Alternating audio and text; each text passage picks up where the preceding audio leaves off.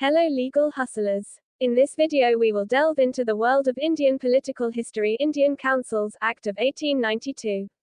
Explore the significant reforms introduced by this pivotal legislation during the British colonial era. Introduction. The Indian Councils Act of 1892 was an important legislative measure enacted by the British government in India.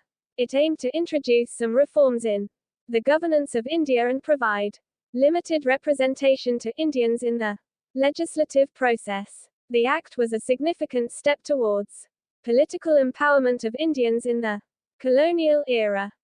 Background. The act was introduced in response to growing demands for political representation by Indian nationalists and reformers. It followed the Indian Councils Act of 1861, which had allowed some Indians to become members of the legislative councils, albeit in non-elected positions. The act was intended to address the shortcomings of the previous legislation and grant more rights and representation to Indians. Key features. The act expanded the size of the legislative councils and increased the number of elected members. It introduced a system of communal representation, allowing separate electorates for Muslims, Sikhs, and Europeans. The act also granted the Governor-General the power to nominate additional non-elected members to the councils.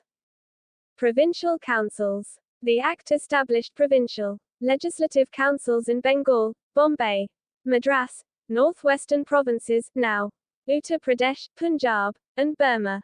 These councils consisted of both elected and nominated members. They had limited powers and mainly dealt with matters related to local administration and finance.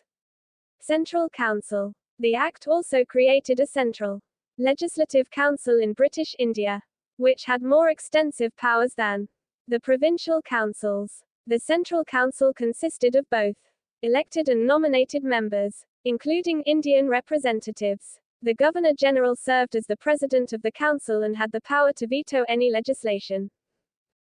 Criticisms. The act was criticized by Indian nationalists for not providing adequate representation to Indians. Many believed that the separate electorates based on religion would further divide the Indian population along communal lines. The act was seen as a limited and incremental measure, failing to address the core demands for self-government and full political rights. Impact. The act did provide some Indians with the opportunity to participate in the legislative process for the first time. It laid the foundation for further political reforms in India and set the stage for future demands for greater representation and self-governance. The act also highlighted the growing political consciousness and mobilization among Indians, leading to the formation of political organizations and movements.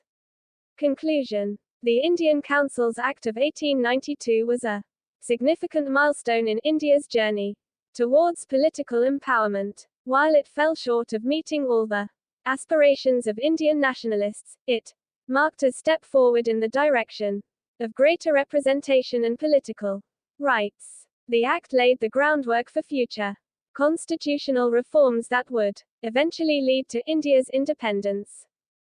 Thank you for watching. We're thrilled to have you here and hope that you find our content informative, engaging, and entertaining. Be sure to like, share and subscribe, and don't forget to join us for further updates.